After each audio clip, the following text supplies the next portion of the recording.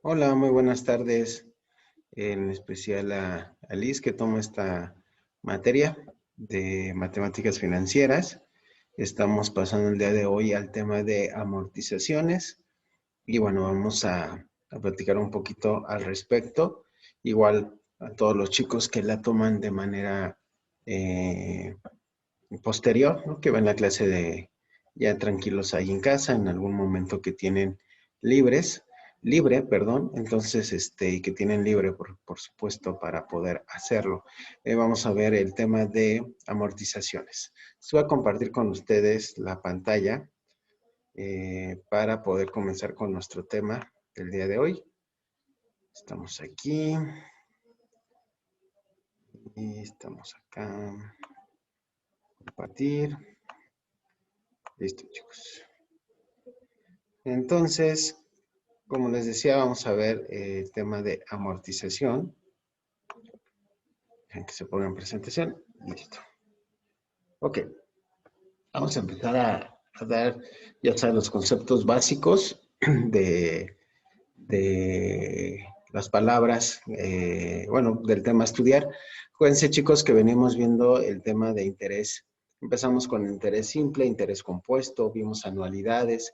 Acuérdense que todo tiene que ver mucho con el tema de tiempos, plazos, tasa de interés, para poder interpretar todo lo que hemos visto, aplicarlo a nuestras empresas, aplicarlo a nuestra vida diaria, ¿sale? Entonces es bien importante que ustedes puedan, teniendo estos conceptos, no de forma de memoria, sino muy claros, ¿no? Acuérdate, el interés simple, pues es aquel interés en el cual vas a decidir un periodo de inversión por un monto de inversión y te va a generar una tasa de interés, un porcentaje de interés, y obviamente cuando acabe ese tiempo, tus intereses generados bajarán a tu capital y ahí tendrás tu ganancia, ¿no? Igual pasa con la deuda, no se le suma los intereses al capital, simplemente es un interés simple. En el interés compuesto, acuérdate que platicamos que era la mina de oro, porque al final del día, en el interés compuesto tú inviertes a cierto plazo, cierta cantidad, pero ese dinero sí se vuelve a reinvertir en los plazos que tú establezcas y se suma a tu capital. Y quedamos que lo importante es que tú dejes un dinero ahorrado, que lo dejes ahí en el banco y que solito vaya haciendo las inversiones hasta que se junte un gran ahorro. Y por último, y el interés sin deuda, acuérdate que el interés compuesto sí se le suma la deuda al capital y es, por supuesto, la semana pasada estuvimos viendo todo lo que tiene que ver con anualidades y las anualidades, acuérdate que quedamos que era un periodo de plazo que tiene que ser fijo, que tiene que ser constante, ya sea trimestral, mensual, semanal, lo que sea, y quedamos que una anualidad es un depósito, ¿te acuerdas? Un pago de deuda o un retiro de dinero. Entonces, y vimos tipos de anualidades y bueno, es lo que estuvimos viendo y llevamos hasta ahora. En estos momentos vamos a pasar a ver lo que es las amortizaciones y vamos a describir qué es una amortización. La amortización en el área financiera, chicos, la vamos a interpretar como saldar gradualmente una deuda por medio de una serie de pagos que generalmente son iguales y que se realizan también a intervalos de tiempos iguales. Entonces, cuando estamos hablando de amortizaciones, chicos, sí estamos hablando de un tema de deuda, porque acuérdate que en los intereses simples compuestos estamos hablando de y en anualidades podemos hablar de una inversión o de un pago de deuda. En la amortización significa literalmente saldar gradualmente una deuda, la amortización, por medio de una serie de pagos que generalmente son iguales y que se realizan en intervalos de tiempos iguales. Ya lo sabes, en matemáticas financieras hay conceptos que no varían y que son iguales, ¿no? Hay momentos en que estamos pagando la deuda, hay momentos en que establece, o sea, los tiempos de pagar la deuda puede ser a 6, 7, 8 meses, puede ser de manera semestral, trimestral o semanal. Obviamente todo eso dependiendo el instrumento que te ofrezcan, en donde te estén dando ya sea el préstamo o donde estés tú invirtiendo. Eso no lo puedes perder de vista. Cada institución te va a dar sus propias condiciones para generarte un préstamo o generarte una inversión de tu dinero.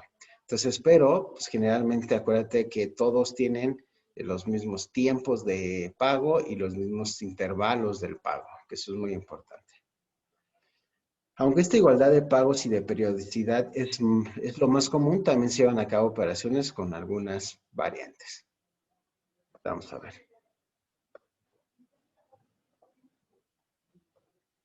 Tabla de amortización es otro concepto que tenemos que estudiar, ¿no? Ya sabemos que la amortización es el saldo de una deuda, es decir, el pago de una deuda por pagos en un tiempo, en un horizonte determinado, con una serie de pagos, con un intervalo de pagos, con una frecuencia pues muy clarita, ¿no?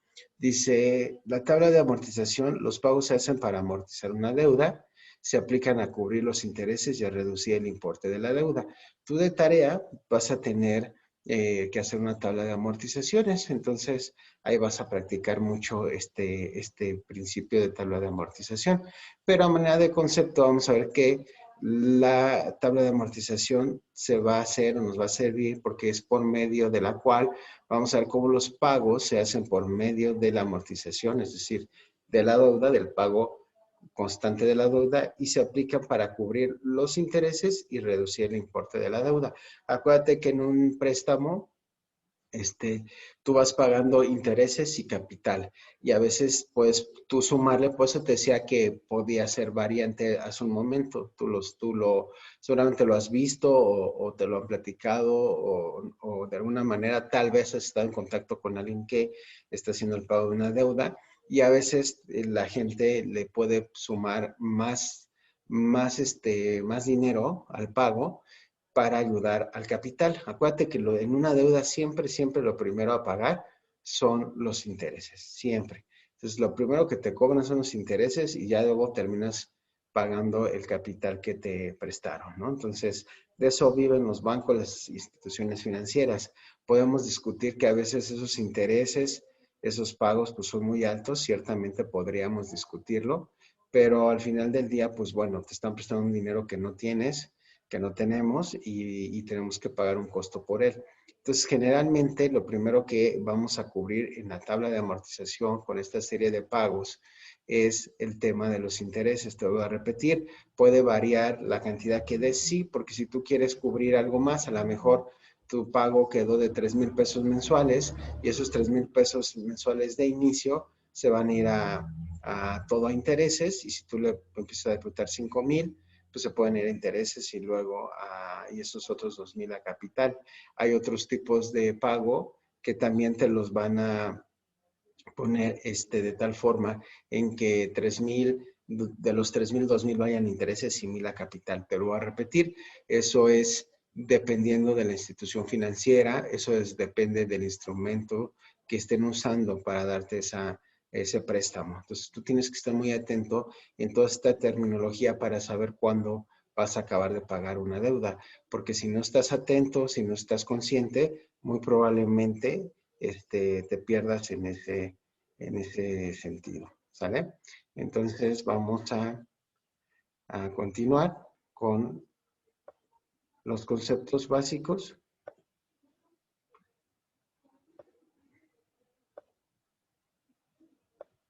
Muy bien. También hay otro concepto, ya vimos que es la amortización, que es una tabla de amortización.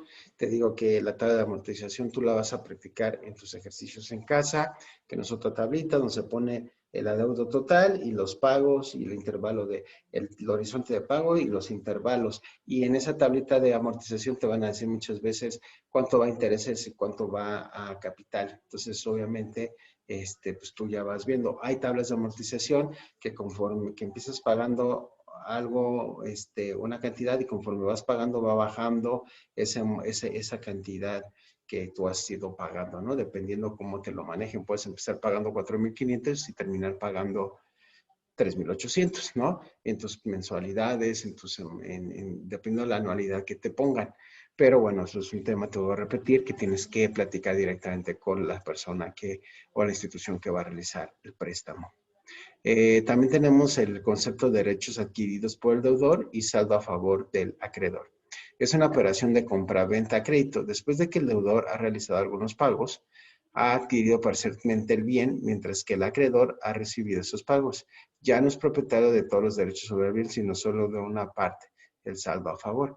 ¿Ok? Entonces, esto es muy interesante, ¿no? Por eso es que al final del día, el dejar de pagar una deuda, pues puede causar muchos problemas para deudores y acreedores, porque al final de cuentas, en el momento que tú empiezas, al final de cuentas, cuando tú empiezas a pagar un préstamo y con ese préstamo adquiriste X cosa, pues al final del día, por ejemplo, compras un televisor con tu tarjeta de crédito, eso es una deuda que tú tienes con el banco y obviamente tú empiezas a hacer, vamos a pensar que son 12 pagos, acabamos en un año, es decir, son 12 anualidades mensuales, y entonces pues acabamos en un año, ¿no? Y obviamente tú empiezas a pagar, empezamos a pagar, y de repente al mes séptimo, por X o Y, dejamos de pagar, y obviamente, pues el dueño de la pantalla no puede ir a quitártela porque ciertamente tú ya tienes 7 pagos y también es tuya, como también es suya la de, como la otra parte, ¿no? Entonces, es por eso que, pues al final del día, pues entras en un litigio y mejor los bancos prefieren que les pagues, aunque sea, como dicen, de lo perdido, lo menos. Entonces, esto es muy importante que tú lo entiendas. En el momento que tú adquieres algo, hablando físicamente, adquieres una deuda de eso que compraste y tú estás pagando eso que compraste, pues obviamente eso ya te pertenece. Y si es dinero, nada más simple dinero, te lo prestaron, igual forma, todo lo que ha sido pagado, pues ya no lo debes, ¿no? Ya nada más tienes, el deudor tiene a su saldo a favor la parte que falta de pago. Por eso es bien importante que antes de tomar la decisión de tomar un préstamo, tú puedas hacer un perfecto cálculo a través de la tasa de interés, de todo lo que hemos visto de los intereses simples y compuestos para que tú puedas determinar cuánto vas a estar pagando, cómo van a ser tus anualidades y decidir si te conviene o no, en este caso, el préstamo, ¿no? Porque si están muy altas las anualidades, pues no vas a poder pagar. Si es mucho tiempo, pues te vas a sentir muy frustrado de la deuda que tienes. Entonces, es sumamente importante que todos estos conceptos los lleves a la práctica para que lo puedas poner en acción, ¿verdad? No solo tú pidas, sino si tú ya estás en una empresa y estás en el área financiera, es lo mismo, aplica lo mismo para la empresa. Si la empresa va a construir una nueva planta y va a pedir un préstamo para construirla, pues necesita ver que tenga la liquidez para pagar, ¿no? Ese pasivo, necesita entender que pues tiene que un horizonte de pago, unas anualidades de pago, y obviamente, pues si se compra el terreno y se empieza a construir, obviamente, pues el dinero que se ha ido pagando por ese préstamo, pues ya no lo debe, ¿no? Pero tienes que fijarte muy bien, ya sea como empresa o como persona, para las condiciones. Por eso es que te digo, o sea, todas las personas que prestan dinero o las instituciones que prestan dinero, pues su ganancia está en el interés. Entonces, por eso te ponen intereses muy altos porque pues ellos tienen que recuperar lo que están invirtiendo en ti en ese sentido. Y obviamente, pues tú al no tener ese dinero y te lo están otorgando, pues ese es el costo de poder llevar a cabo tu proyecto. Entonces, obviamente, ellos generalmente los acreedores no le pierden nada, ¿verdad? Entonces, es importante que tú puedas tomar una buena decisión al respecto.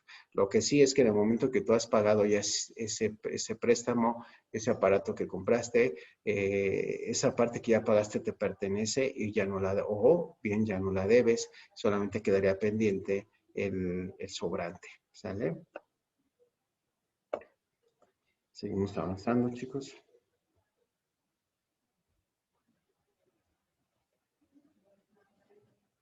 Ok, seguimos.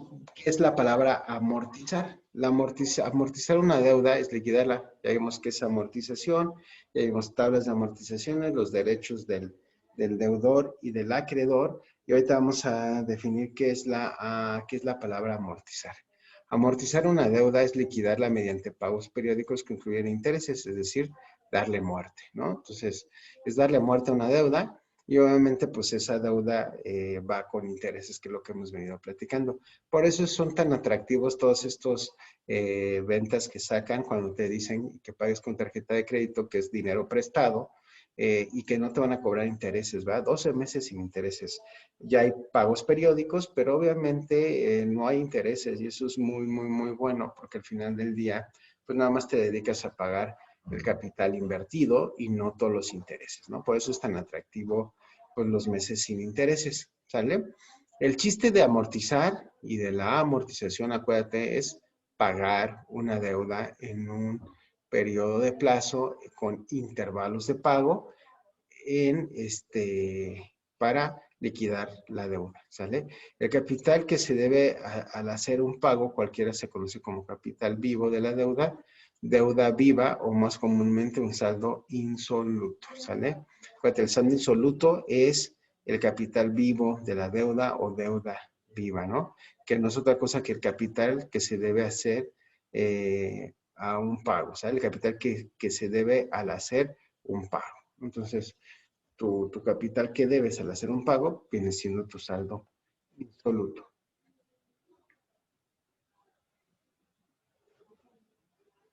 Vamos a ver otro. Seguimos con la palabra de amortizar. Dice sí. Listo. Amortizar, la diferencia entre la deuda original y el saldo insoluto corresponde a los derechos adquiridos por el deudo. Es la parte o porción del bien que se está amortizando y que ya es propiedad del deudor. Es lo que ya lo acabamos de ver, ¿no? Tú tienes una deuda inicial y tú tienes un capital que pagar que se llama saldo insoluto. Entonces, conforme tú vas pagando ese capital, tú vas disminuyendo tu deuda y obviamente pues esa parte que ya fuiste amortizando, pues ya te pertenece a ti. Volvemos al tema, o sea, si tú empezaste pagando un préstamo de 100,000 pesos y ya has pagado 10,000 pesos, esos 10,000 pesos ya los pagaste, ya no los debes, ¿no? Entonces, eso es un derecho adquirido tuyo, ¿no? Ya al contemplar ese pago, pues ya si compras una pantalla de 50,000 pesos y llevas pagados 20,000, pues esa pantalla ya te corresponde porque ya pagaste 20,000 pesos de esa pantalla, ¿no? Entonces, solo tendrías pendiente los otros 30,000, ¿no? Pero esa pantalla de alguna manera ya te pertenece. Entonces, esa parte de esa pantalla ya es tuya, ¿sale? También es cierto que cada abono que se hace para cancelar la deuda se separa o se divide en dos partes. La primera es para cubrir los intereses que generan en el periodo y la segunda, llamada amortización, es la que se abona al capital que se adeuda haciendo que disminuya con cada pago. Abono es igual a amortización más intereses. Es lo que yo te decía desde un principio.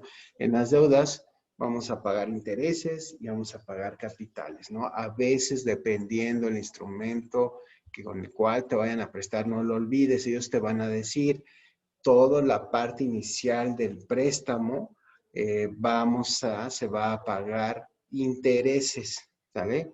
Y toda la otra parte del préstamo vamos a pagar el capital, ¿no? Tengo un conocido que pidió un crédito hipotecario por alrededor de 600,000 pesos y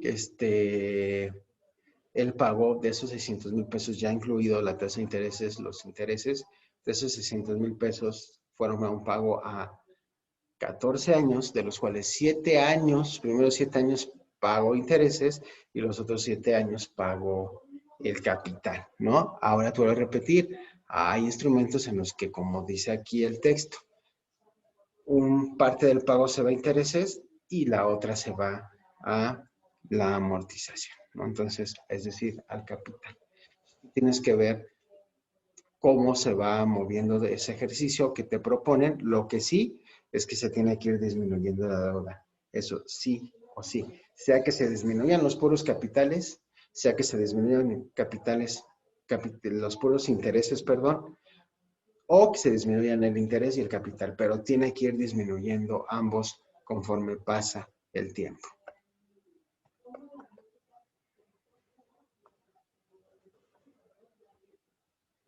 Entonces tenemos que hay una amortización gradual. A esto se le llama a un sistema de pagos, donde los pagos son todos iguales y puesto que el saldo insoluto se reduce a cada abono, los intereses se reducen y la amortización se incrementa, es decir, es mayor que la del pago anterior.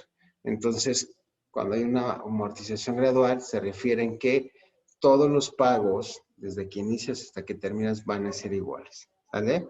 Y que con cada pago, con cada capital que pagas, los intereses se reducen, entonces la amortización, es decir, el capital se incrementa, es decir, es mayor que la del pago anterior, ¿no? Y terminas pagando tal vez un poco más. ¿Por qué? Porque vas sacando intereses y empiezas a pagar más capital. Constituye una interesante aplicación de las anualidades ordinarias y por ello se simplifican los cálculos, pero tiene la desventaja de que los pagos deben de ser mayores que los intereses del primer periodo, porque de otra manera nunca se cancelaría totalmente la deuda, es lo que yo te decía, ¿no? En este tipo de amortización,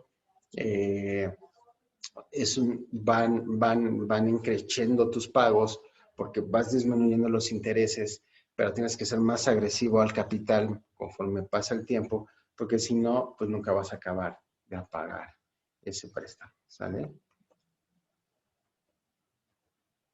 Y tenemos la amortización constante, que a diferencia del sistema anterior, aquí la porción que se abona al capital, es decir, la amortización siempre es la misma, lo cual da lugar a que cada pago sea menor que el anterior y esto puede ser atractivo para la deuda. Además, es muy fácil calcular el saldo insoluto en cualquier momento, lo cual, como se dijo antes, se necesita para cancelar o refinanciar el capital que debes. Esta es la más tradicional, chicos, ¿no? La otra es muy agresiva, te vas directo a pagar intereses fuertes y luego empiezas a pagar capitales, ¿no? Y obviamente pues va subiendo tu pago. En este es la amortización constante, en donde el pago no se mueve y pues constantemente está ahí, y tú vas viendo cómo va bajando, ¿no? Este es el más atractivo porque conforme va bajando los intereses, conforme has ido pagando, lo que hacen este tipo de instrumentos es que empiezan a meterle más al capital, a que empiece a bajar el capital. Es cuando ya tienes liquidado los intereses y entonces ya le has bajado también al capital, pues tus pagos van cada día siendo un poco menores. Tampoco te imagines que vas a acabar pagando 1,000 pesos menos al mes. En realidad si pagas 6,500, pagarás 6,200, ¿no? No creas que es un monto así muy grande de diferencia. Simplemente pues, te ayuda con 200, 300 pesos en el pago mensual.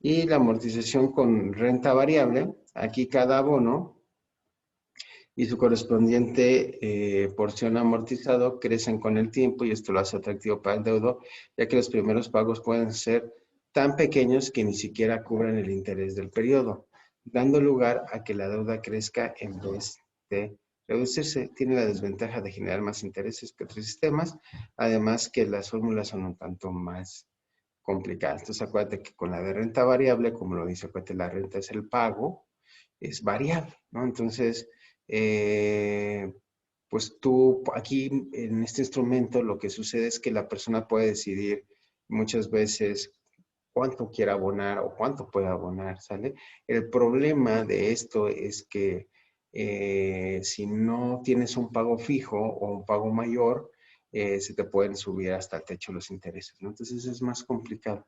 No es tan recomendable este tipo de amortización. Y obviamente las tasas de amortizaciones, pues acuérdate que ya lo hemos visto, una tasa de amortización es lo mismo que la tasa de anualidad, que es lo mismo que la tasa de interés. Ya sea en el caso aquí de deuda, pues es el porcentaje, la cantidad expresada en porcentaje de lo que vas a pagar, ¿no? Puede ser del 7%, del 8%, dependiendo del banco o la institución financiera en la que estés acercándote o la persona que te esté otorgando el préstamo. Como verás, pues ya vienen puros ejercicios, de los cuales tú ya tienes tus asignaciones en plataforma. Tienes un video explicativo para hacer toda una tabla de amortización y puedas ver cómo se puede estructurar, cómo puedes ver que va disminuyendo para tener un mejor control de tu deuda. ¿Vale, chicos? Entonces espero que haya quedado muy claro este tema. Vimos que es una amortización, vimos que es una tasa de amortización, vimos los tipos de amortizaciones, vimos que es amortizar. al final del día, lo que se busca con las amortizaciones, con amortizar, acuérdate que es darle muerte a una deuda, ¿sale? Eso es lo importante, ir pagándola en un horizonte de tiempo con intervalos de tiempo, con el fin, pues, de terminar con esa deuda y pagarla, ¿sale? Bueno, chicos de matemáticas financieras, les agradezco su atención y prosigo con los chicos de teoría económica. La semana pasada estuvimos viendo todo lo que tiene que ver con el tema de ley de la oferta y la demanda, que fue lo que empezamos a ver, si lo recordarán. Y vamos a hacer un pequeño repaso de lo mismo. Estuvimos viendo toda la demanda, ¿verdad? Y nos quedamos en el tema de la oferta, que hoy vamos a terminar de ver, pero vamos a repasar rápidamente lo de demanda. Acuérdate que en sí la ley de la oferta y la demanda tiene varias características. Acuérdate que estas leyes solamente, esta ley de la oferta y la demanda, solamente se puede dar en un mercado, en una economía de libre mercado, ¿sale? Capitalista, en pocas palabras.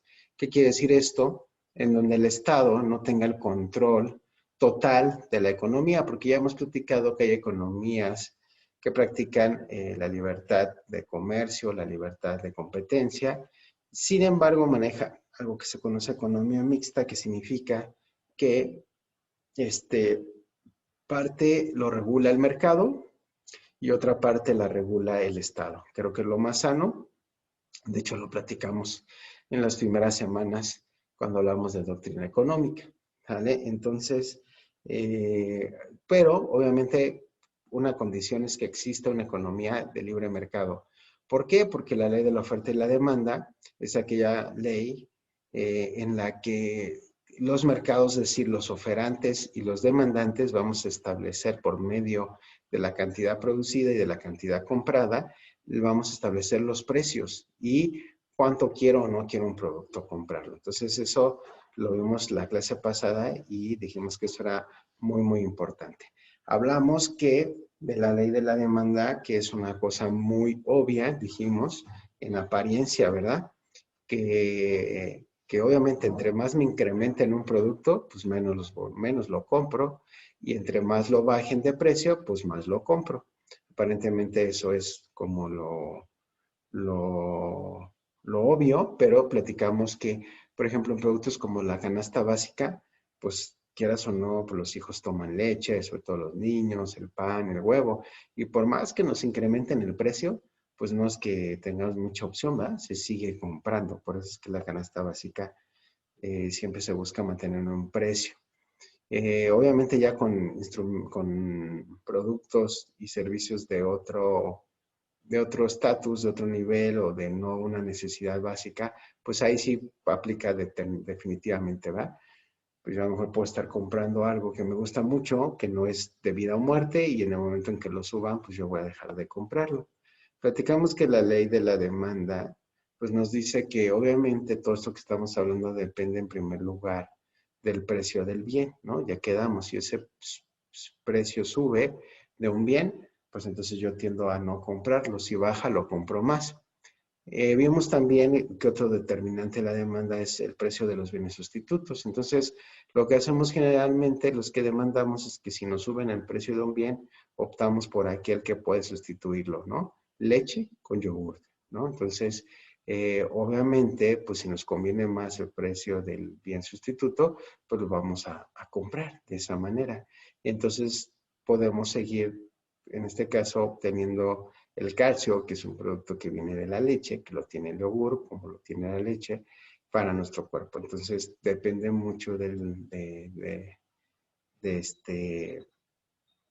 cómo estén los precios tanto del bien primario como del bien sustituto, ¿no? A veces, no sé, te saldrá más caro a lo mejor comprar un CD o comprar o descargar una canción. Ahí va a depender, obviamente, pues de lo que a ti te convenga más. También hablamos de los precios de bienes complementarios, en el que Nosotros vamos a decidir si compramos o no un bien dependiendo cuánto cuesta el que lo complementa, como lo platicamos, ¿no? Si quiero comprar un coche, pero no tengo para ponerle gasolina, pues entonces pues no puedo comprar ese carro, ¿verdad? Porque al final del día tengo mucho carro, pero no lo uso porque no puedo comprar gasolina. Solamente la venta de automóviles sí va muy de la mano de la venta del costo de la gasolina. Hablamos solamente del ingreso a los consumidores. Obviamente, si tu ingreso es muy bueno, muy alto, pues obviamente el tema de los incrementos de precio pues puede quedar en segundo término, pero definitivamente, aun con la gente que tenga buenos ingresos, de todos modos se toman decisiones en el momento en que un producto tiene un incremento considerable. Este es otro punto. Obviamente algo que es gustos y preferencias, ¿no? Habrá personas que prefieran, ¿cómo se llama?, privarse de un producto o no consumirlo si no es el que les gusta, ¿no? Muchas veces simplemente a lo mejor esa marca, ese sabor, ese que les cae, ¿no? A su cuerpo, ese que les gusta, ese que te gusta, ese que a ti te gusta tener, ¿verdad? Y si no está ese, pues prefieres no gastar en otro y eso también tiene que ver mucho con tus gustos y preferencias. Obviamente la población, ¿te acuerdas? Que entre más grande es una población, entre más habitantes hay, pues más demanda hay. Y obviamente también, pues se hace una proyección a través de el índice de precios para saber qué tanto está aumentando ese precio y si en un futuro pues vas a poder seguir pagándolo. Y es de esa forma que llegamos a la oferta el día de hoy, ¿no? Acuérdate que los ofertantes pues, son los empresarios y todo empresario lo que busca es maximizar sus ganancias. De esta premisa se desprende una serie de conclusiones que vamos a ver ahora. Entonces, un empresario solamente tiene un objetivo en su mente, chicos, que es maximizar sus ganancias, que le convenga el negocio. Si no, pues probablemente no le convenga producirlo, ¿no? Entonces, la oferta la vamos a definir como la cantidad de bienes o servicios que está a la venta por un productor, ¿no? Por un empresario que lo va a poner en el mercado. Muestra las distintas cantidades de un bien que el empresario está dispuesto a ofrecer por unidad de tiempo a los distintos precios que están en el mercado. Al igual que la demanda, tiene la oferta varios determinantes. Y volvemos a empezar, el precio del bien. Aquí es al revés. Aquí lo que le conviene al productor, obviamente, entre más caro es un producto, pues va a ofrecerte más producto de eso y entre más barato, pues menos lo va a ofrecer, ¿sale? Porque obviamente si él lo está vendiendo a un buen precio, pues obviamente te puede ofrecer más producto de eso porque está generando ¿qué? Más utilidades. Si de repente deja de haber ventas, pues entonces va a disminuir la producción de eso y no lo vamos a encontrar en el mercado. Entonces, para el oferante es totalmente distinto que para nosotros, ¿sale? Precio de los recursos, número 2, de precio de los recursos e insumos empleados en la producción del bien.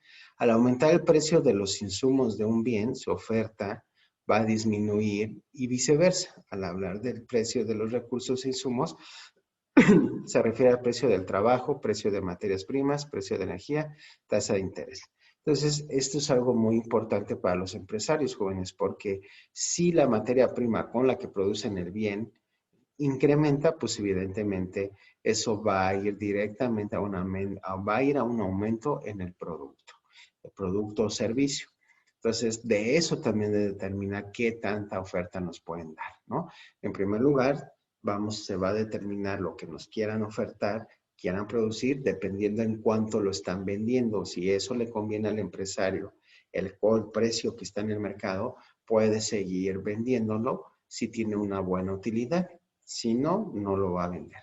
Y número 2, también dependen mucho de los insumos, de la materia prima para producirlo. Si no les conviene tampoco que estén muy alto, entonces la oferta va a bajar, porque la producción va a disminuir, porque hay que disminuir los gastos de operación. Entonces se protege el empresario y eso a la vez produce pues una baja productividad, ¿no? Entonces no pueden estar ofertando la misma cantidad al mercado. Número 3, la tecnología de producción. Hoy en día esto es muy importante, lo veíamos también las primeras semanas. Hablamos que la tecnología se ha vuelto en parte de los factores productivos. Entre más tecnología tengamos de punta, tecnología de última generación, como decimos, que nos ayude a reducir costos de producción, mejores productos tendremos y más eficiente producción. Entonces, la tecnología también juega un papel muy importante. Entonces, si como empresarios tienen una buena inversión en tecnología, dependiendo de lo que estén produciendo, esto les va a favorecer y entonces puede haber una mejor oferta. También tiene que ver con los precios futuros esperados. También los empresarios pues tienen que ver en cuánto va a estar la materia prima, cómo se está moviendo el mercado, para ver si pueden invertir más, apostarle más para producir ese bien y ponerlo en el mercado. O si no, dependiendo obviamente de la inflación. Obviamente también el número de oferentes o el número de la población. Entre más pequeño es la gente que vamos a demandar un producto, pues menos producción habrá. ¿Sale?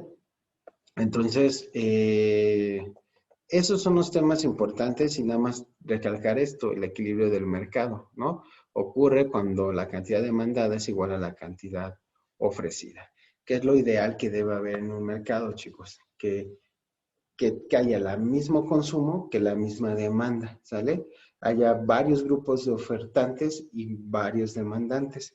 De esa manera generamos un mercado de competencia perfecta donde hay un equilibrio en la balanza económica y donde todas las partes involucradas pues pueden obtener un buen resultado, ¿no? Entonces, es importante que podamos nosotros determinar eso. Y el equilibrio, pues, ese es el punto medio en cada situación. Bueno, chicos, pues con eso terminamos el tema de hoy. Acuérdense, ley de la oferta y la demanda, ¿no? La ley de la oferta y la demanda tienen que darse en un mercado de libre competencia, en una economía capitalista. De no ser así, no puede funcionar porque los precios, la cantidad ofrecida, todo depende no de alguien que esté sujetando esa economía, sino de libre intercambio, ¿no? Entre ofertantes y demandantes. Acuérdate que vimos el ciclo vital del circuito de la economía, donde vimos que oferantes, demandantes, familias, empresarios y gobiernos vamos a encontrarnos en un mercado de bienes y servicios. Cuando nos encontramos ahí y hay un libre intercambio de mercancías, de precios, entonces es que esta ley funciona. Si viviéramos en un estado como el cubano, el venezolano, donde el gobierno se controla el costo de los precios, pues otro sería el tema que estuviéramos platicando. ¿Sale? Pues que tengan un bonito miércoles. Nos vemos la clase que viene. Recuerden seguir avanzando en plataforma con sus tareas y les mando un muy fuerte abrazo. Cuídense mucho.